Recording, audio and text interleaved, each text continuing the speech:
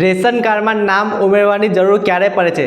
મિત્રો, રેશન કાર્ડમાં નામ ઉમેરવા માટે બે જગ્યા પર જરૂર પડે છે. એક તો આપણા ઘરમાં કોઈ બાળકનો જન્મ થયો હોય અથવા તો કોઈ બાળકનો નામ ઉમેરવાનું રહી ગયું હોય ત્યારે જરૂર પડે છે. અને બીજું, આપણા ઘરમાં કોઈ લગ્ન થયા હોય અને તમારી પત્ની તમારા ઘરેથી બીજા ઘરે જાય અથવા તો બીજા ઘરેથી આપણા ઘરે આવે તો એનું નામ ઉમેરવાની આપણા રેશન કાર્ડમાં જરૂર પડે છે.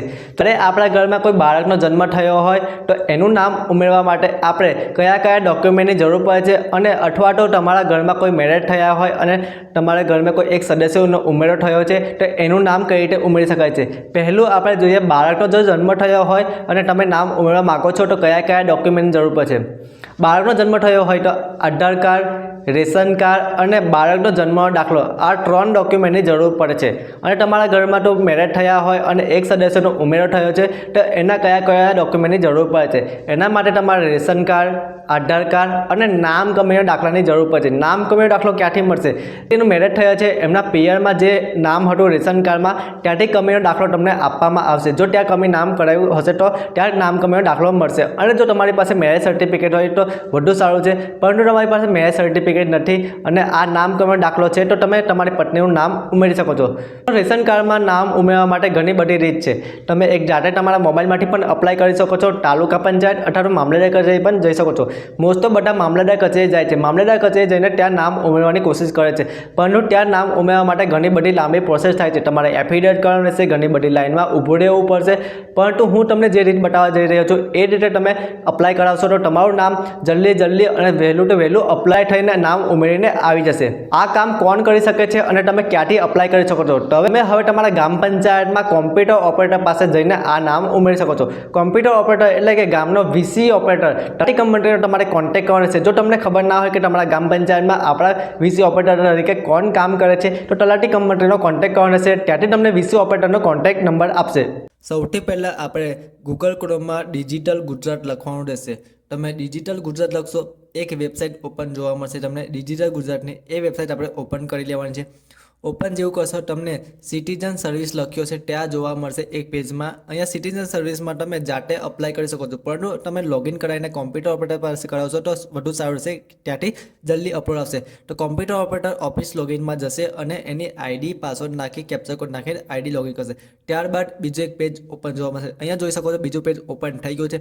અહીંયા ઘણા બધા ઓપ્શન જોવા મળશે. અહીંયા આવકનો દાખલો પણ અહીંયાથી તમે કઢાવી શકો છો. આપણે અહીંયા રેશન કાર્ડ લખ્યું છે ત્યાં ટીક કરવાનું છે. અહીંયા એપ્લિકેશન એન્ટ્રી લખ્યું છે ત્યાં ટીક કરવાનું રહેશે.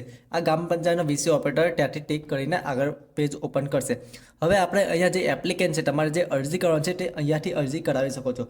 અહીંયા નીચે એપ્લિકેશન ફૂલ નેમ લખ્યું છે ત્યાં તમારે સિલેક્ટ કરવાનું છે. તમારું શું લાગુ પડે છે, શ્રીમતી, શ્રીમાન, કુમારી, ગંગાસોર, જે લાગુ પડે તે અહીંયા સિલેક્ટ કરવાનું છે. ફર્સ્ટ નેમ લખવાનું છે. નીચે મિડલ નેમ લખ્યું છે ત્યાં મિડલ નેમ લખાવી શકો છો. અને તમારે લાસ્ટ નેમ લખવાનું છે. લાસ્ટ નેમમાં તમારું સરનેમ આવશે. અહીંયા તમારું ગામ સિલેક્ટ કરી લેવાનું છે. તમારો ડિસ્ટ્રિક્ટ અને તમારો તાલુકો પહેલેથી સિલેક્ટ હશે. તમારે ખાલી અહીંયા ગામ સિલેક્ટ કરવાનું છે. અહીંયા એડ્રેસ લખવાનું છે. એડ્રેસ તમારે તમારું જે લાગુ પડે તે લગાવી શકો છો. ત્યારબાદ તમારો મોબાઈલ નંબર અહીંયા એન્ટર કરવાનો રહેશે. ત્યારબાદ સર્વિસ ટાઈપમાં રેશન કાર્ડ લખ્યું છે ત્યાં ટીક કરવાનું રહેશે. હવે તમારે રેશન કાર્ડ લખ્યું છે ત્યાં બાજુમાં સર્વિસ લખ્યું છે ત્યાં એક બીજું ઓપન જોવા મળશે, બીજું ડાયલોગ બોક્સ જોવા મળશે. ત્યાં તમારે નવું રેશન કાર્ડ કરાવવું છે, અલગ કરાવવું છે, રેશન કાર્ડમાં નામ ઉમેરો કરવો છે, રેશન કાર્ડમાં નામ રદ કરવું છે, રેશન કાર્ડમાં સુધારો કરવો છે, ઘણા બધા ઓપ્શન જોવા મળશે. આ ઓપ્શનમાં તમે કોઈ એક ઓપ્શન સિલેક્ટ કરી શકો છો. તમે જે લાગુ પડતું હોય તે પ્રમાણે કે રેશન કાર્ડમાં નામ કમી કરાવવું છે તો એ સિલેક્ટ કરી શકો છો અને રેશન કાર્ડમાં નામ ઉમેરો તે પણ સિલેક્ટ કરી શકો છો. હવે ડોક્યુમેન્ટમાં જોઈતા રેશન કાર્ડ, ચૂંટણી કાર્ડ, આધાર કાર્ડ, લગ્ન સર્ટિફિકેટ, જન્મ પ્રમાણપત્ર, રેશન કાર્ડ, નામ કમીનો દાખલો, અહીંયા ઘણા બધા ઓપ્શન છે. પણ અહીંયા કોઈ પણ 3 ડોક્યુમેન્ટ તમે આપશો તો તમારું જે નામ ચડાવવાનું છે એ નામ ચડી પણ જશે અને જે નામ કમી કરવાનું છે એ નામ કમી પણ થઈ જશે. અહીંયા જો લગ્ન થયા છે તમારા અને તમારે બીજે કંઈ નામ ઉમેરવું છે તો તમારે શું કરવાનું છે? રેશન કાર્ડ આપવાનું છે, આધાર કાર્ડ આપવાનું છે અને રેશન કાર્ડમાંથી નામ કમીનો દાખલો જે લાસ્ટ ઓપ્શન છે તે તમારે આપવાનું છે. એ રેશન કાર્ડ નંબર નાખીને તમારે વેરીફાઈ પણ એકવાર કરી લેવાનું છે. હવે તમારો ઘરમાં બાળકનો જન્મ થયો છે તો બાળકનો જન્મ વખતે શું આપવાનું છે? રેશન કાર્ડ આપવાનું રહેશે અને આધાર કાર્ડ. હવે તમારે નામ કમી કરાવવું છે તો નામ કમી કરાવવામાં 2 કેસ છે. મરણ થયું હોય તો નામ કમી કરી શકાય અથવા લગ્ન થયું તો નામ કમી કરી શકાય છે. જો મરણ થયું તો મરણ પત્ર પર તમારે ટીક કરવાનું છે અથવા લગ્ન થયું છે તમારે રેશન કાર્ડ અને મેરેજ સર્ટિફિકેટ આપવાનું રહેશે. પરંતુ તમે મેરેજ સર્ટિફિકેટ નહીં આપો તો પણ ચાલશે અને તમારું નામ કમિટ થઈ જશે. હવે આપણે ડિટેલ એન્ટ્રીમાં જવાનું છે. આ બધી ડિટેલ નાખ્યા બાદ સેવનું ઓપ્શન છે, એટલે એકવાર સેવ કરાવી લેવાનું છે. હવે ડિટેલ એન્ટ્રીમાં જવાનું છે. ડિટેલ એન્ટ્રીમાં તમારે બધી વિકેટ એન્ટર કરવાની છે. અહીંયા મેન જોવાનું છે, અહીંયા આપણો એપ્લિકેશન નંબર ત્યાંથી આપણને મળી જશે. હવે તમારે અહીંયા શોનું ઓપ્શન છે તે શો પર ટીક કરવાનું છે. જે વ્યક્તિનું આધાર કાર્ડમાં રેશન કાર્ડમાં નામ હશે પોતે આવી જશે. અહીંયા તમારે સિરિયલ નંબર જોઈ લેવાનો છે. સિરિયલ નંબર તમે જોશો તો ક્રમ વાઇઝ હશે. અહીંયા 5 નંબર સિરિયલ નંબર છે, આપણે હવે 6 નંબર આપવાનો રહેશે. અહીંયા ગુજરાતીમાં નામ લખવાનું છે. ગુજરાતી તમે તમારી રીતે લખાવી શકો છો, કોઈ પણ પ્રોબ્લેમ નહીં છે. ગુજરાતીમાં તમારી રીતે તમે નામ લખાવી શકો છો. આધાર કાર્ડ પ્રમાણે નહીં હોય તો પણ લખાવી શકો છો. ગુજરાતીમાં તમારી રીતે નામ લખાવી શકો છો. પરંતુ ઇંગ્લિશમાં જ્યારે લખવાનું આવશે, અહીંયા નીચે ઇંગ્લિશનું લખ્યું છે, ત્યાં ઇંગ્લિશમાં જે આધાર કાર્ડમાં નામ છે એ પ્રમાણે સેમ લખવાનું છે. જે પણ સ્પેલિંગ છે આધાર કાર્ડમાં એ સેમ અહીંયા તમારે લખવાનો રહેશે. ત્યારબાદ તમારે અહીંયા જેન્ડર સિલેક્ટ કરવાનું છે. નીચે તમને જેન્ડર જોવા મળશે, જેન્ડર સિલેક્ટ કરી લેવાનું છે. રિલેશન શું લાગે છે, તમારો પુત્ર છે પુત્રી છે, જે પણ જે લાગુ પડતું હશે તે સિલેક્ટ કરી લેવાનું છે. ત્યારબાદ ડેટ ઓફ બર્થ છે તે ડેટ ઓફ બર્થ સિલેક્ટ કરી લેવાનું છે. ડેટ ઓફ બર્થ સિલેક્ટ કર્યા બાદ અહીંયા આધાર કાર્ડ નંબર એન્ટર કરવાનો છે. આધાર કાર્ડ નંબર એન્ટર કરીને આધાર કાર્ડ વેરીફાઈ કરવાનું છે. ત્યારબાદ સેવ મેમ્બર પર ટીક કરી દેવાનું રહેશે. અહીંયા નામ એક 7 નંબરનું આવી ગયું છે.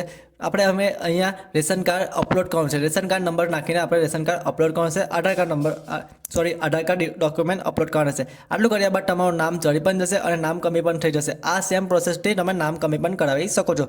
હવે આપણે એપ્લિકેશનને સેવ કરી લેવાનું છે. હવે તમને જે બતાવવા જઈ રહ્યો છું, જે નામ કમીનો દાખલો છે, એ નામ કમીનો દાખલો તમે ક્યાંથી કરાવી શકો છો? અહીંયાથી નામ કમીનો દાખલો કરાવી શકો છો. એક પ્રિન્ટનો ઓપ્શન જોવા મળશે. અહીંયા પ્રિન્ટ લખ્યું છે, ત્યાં પ્રિન્ટ પર જઈને તમારા સર્ટિફિકેટનો ઓપ્શન જોવા મળશે. સર્ટિફિકેટ પર જઈને પ્રિન્ટ આપવાની છે, તો નામ કમીનો દાખલો આપણે ડાઉનલોડ કરી શકીએ છીએ. આ નામ કમીનો દાખલો ક્યાં જરૂર પડે છે? જ્યાં આપણે તમારું લગ્ન થયું છે, લગ્ન થયા બાદ તમારા પિયરમાં તમારું નામ ચડાવવાનું છે.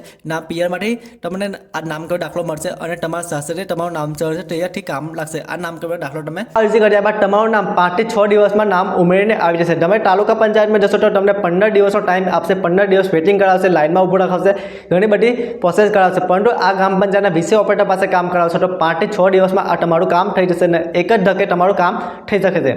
જો વિડીયો સારો લાગે તો લાઈક કરજો, ચેનલ પર નવા આવે તો ચેનલને સબસ્ક્રાઇબ કરજો. આવા ઇન્ફોર્મેશન વિડીયો માટે એકવાર આપણી ચેનલને વિઝિટ પણ કરજો અને વિડીયો સારો લાગે તો તમારા મિત્રોને પણ શેર જરૂરથી કરજો.